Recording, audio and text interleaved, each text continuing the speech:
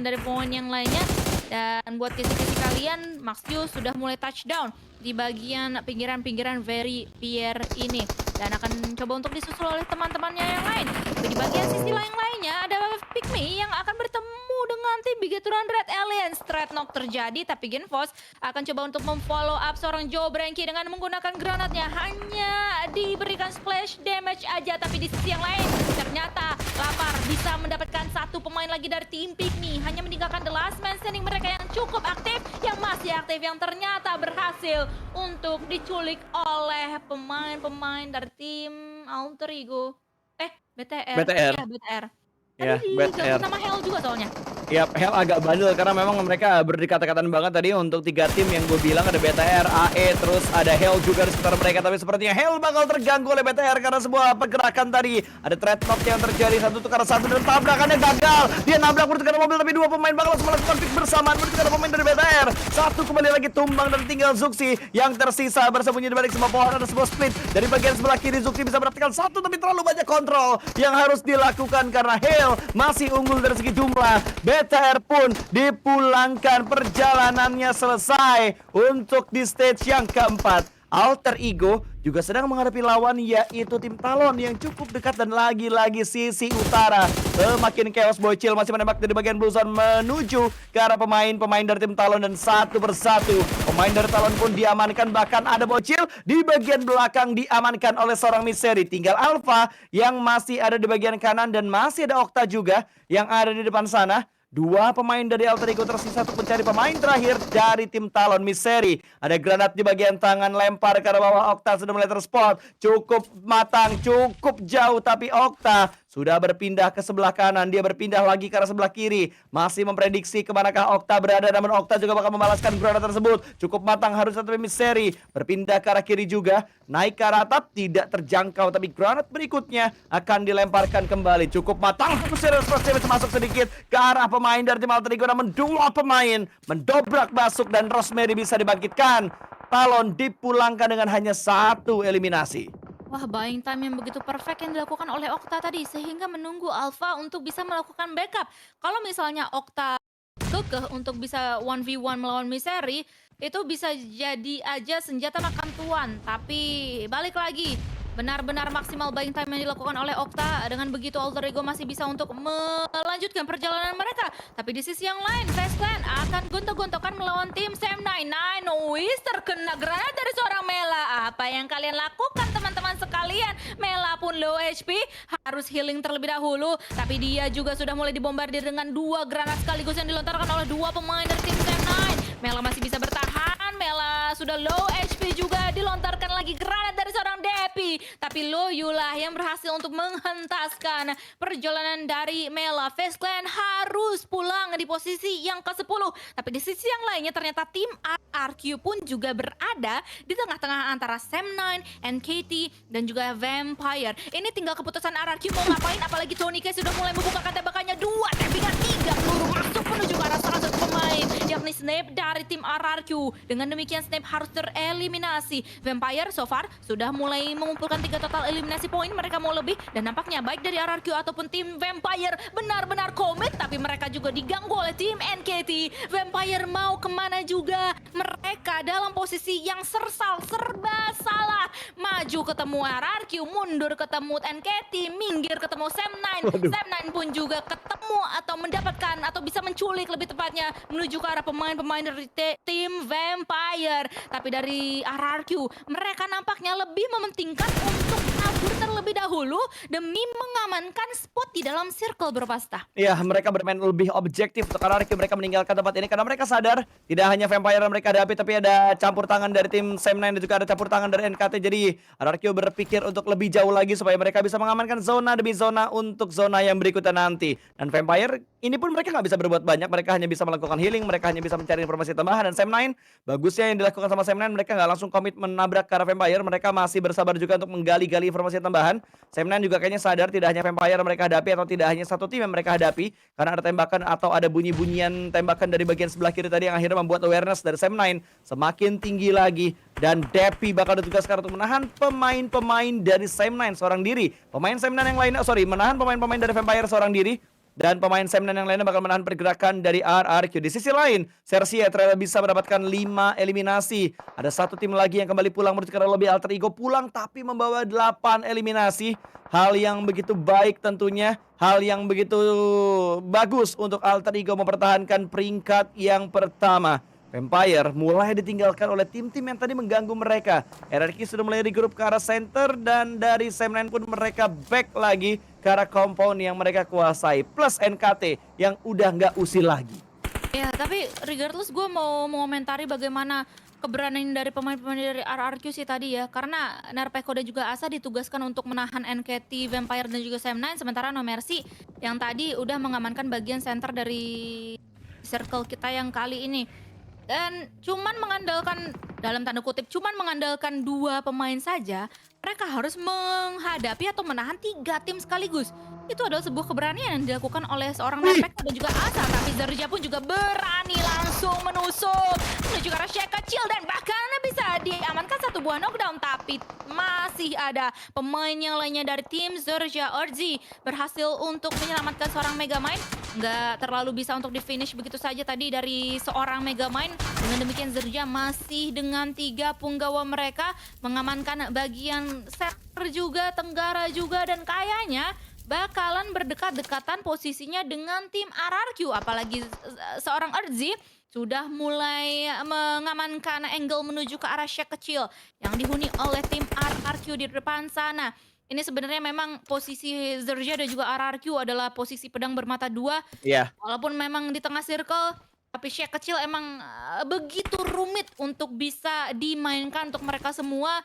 Dan sebenarnya jikalau ada tim yang pengen nge-retake dengan begitu komit menuju ke arah mereka, itu bisa aja menjadi malapetaka untuk baik RRQ ataupun Zerja. Tapi susah sih kayaknya buat nabrak RRQ, karena ketika lo fokus buat nabrak RRQ, otomatis Sersia bakal gangguin dari bagian lain. Dan otomatis kalau misalkan lo tabrak Sersia, ada Hell dan juga RRQ yang bisa ganggu tabrakan yang lo lakuin ke arah Sersia. Jadi ini 3 titik yang memang menjadi pisau atau pedang bermata 2, tapi gak bisa semata-mata langsung ditabrak begitu aja, karena masih akan ada gangguan dari tim-tim lain. Nah, kalau begini ceritanya akan berbeda. Sersia ataupun Hell yang bakal menabrak terlebih dahulu akan sangat dirugikan.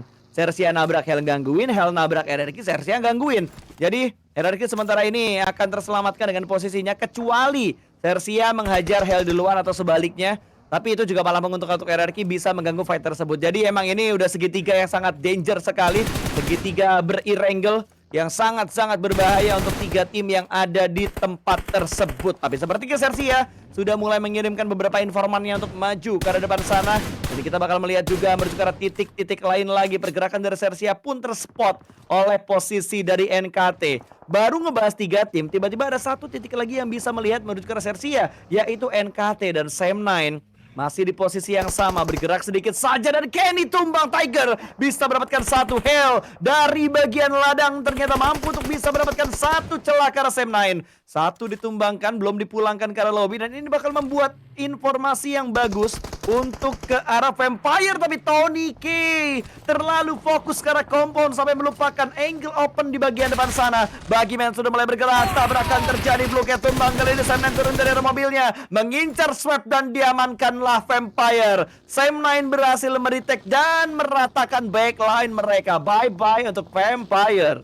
Hele, lagi-lagi permainan dari tim Vampire tiba-tiba saja crumbling down mereka. Itu ya, kalau misalnya Vampire tahu posisi dari siapa tadi, Sam9 yang keculik sama tim Hell, gua yakin itu langsung di rush sama pemain-pemain dari Vampire. Iya, betul. Jadi nampaknya mereka tidak tahu yang kenok itu siapa, apakah teman-teman bukan teman lawan-lawan di depan mereka atau yang lainnya gitu. Karena sebenarnya possible banget untuk bisa di rush dan diratakan pemain-pemain dari tim Sam9 ini. Tapi kali ini dengan kepulangannya Vampire, Sam9 harus berhadapan dengan tim Hell. Ada granat dari seorang Dep yang sudah mulai dimasakin dan juga dilontarkan oleh seorang Dep yang ini menuju ke arah depan sana. Tapi masih belum bisa membuahkan hasil apa-apa. Yuhai di belakang sana sudah mulai bisa diselamatkan. Low HP berhasil untuk di-revive. Tapi nampaknya tidak terlalu komit untuk pemain-pemain Sam9 untuk bisa meratakan the last man standing dari tim Hell tersebut. Yang lebih komit justru adalah Zerja versus tim RRQ. Megamind sudah mulai touchdown di balik sebuah smoke.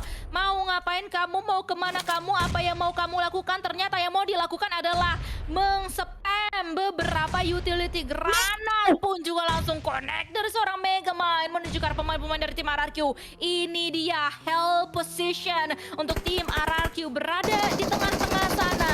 Mau keluar pun bisa diculik oleh Serzia, bisa diculik oleh Hell dan juga tim Sam9. Apalagi langsung aja di-ngeng dari pemain-pemain dari tim Serzia, langsung di-push menuju ke arah depan sana. Urzi, tapi kamu tidak terlalu hati-hati. Kamu justru ter-knockdown. Tapi dengan demikian RRQ dipulangkan.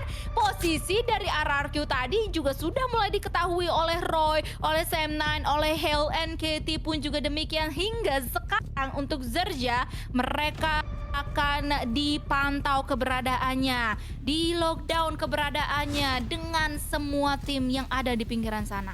Yap, ini rata-rata pada main pinggir, nggak ada yang mau nusuk ke bagian tengah sana. Bahkan ternyata pinggiran tebing di sekitaran pom bensin ini masih bisa dimainin loh, Don. Gue kira udah nggak bisa dimainin, tapi ternyata masih masuk untuk sedikit aja di circle kita yang baru ini. Di circle kita yang ke-7 atau yang ke-6 ini. Dan Sam9 pun akan bergerak dengan sangat hati-hati. Kalau gue jadi Sam9 sih gue tabrak NKT dulu, clearing NKT baru fokus ke arah Roy. Kalau jadi mereka, tapi yang dilakuin sama Sam9, mereka bergerak dengan sangat-sangat lebih berhati-hati dari apa yang gue analisa. Karena mereka masih sadar di bagian kiri mereka masih belum terlalu clear. Masih ada Tiger dan dicari dong sama Yuhai.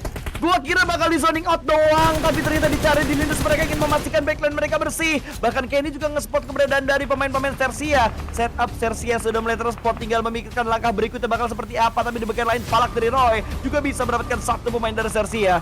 Knockdown satu dari Sersia membuat mereka akan sedikit kelimpungan. Dan dua pemain sudah touchdown ke arah gudang dari NKT. Granat sudah mulai dimasak, dua pemain memasak granat dari NKT akan menyambut kedatangan dari Sam9 yang tiba-tiba mendobrak ke arah mereka. Dan ada satu supply yang tidak akan diambil karena siapa yang punya tangga buat naik ke atas sana. Tapi sepertinya Yuhai masih memikirkan tempat di manakah NKT melakukan setup. Granat harusnya cukup patang kali ini, akan dilemparkan ke arah box di bagian dalam sana, namun masih belum bisa mendapatkan pemain dari NKT. Keluar dari persembunyian dan Triple F bisa mendapatkan Yuhai. Yuhai pun langsung dieksekusi untuk dipulangkan ke arah lobby, dan Kenny terlambat dalam memberikan backup untuk menyelamatkan Yuhai. Dan ya, pemain-pemain yang lainnya dari tim Sam9 yang masih berada di luar sana mau sedikit melangkahkan kaki-kaki mereka, yakni Kenny maksud gue salah satunya akan coba untuk memberikan backup menuju ke arah Dep. Dan ini dia langsung sedikit demi sedikit berjalan menuju ke arah gudang, tapi mereka pun juga dipantau keberadaannya oleh pemain dari tim Serzia. Ada beberapa granat dilontarkan dari seorang Triple F. Masih ada 4 granat di tangan dia yang bisa dimanfaatkan, apalagi posisi dari pemain dari tim Sam9.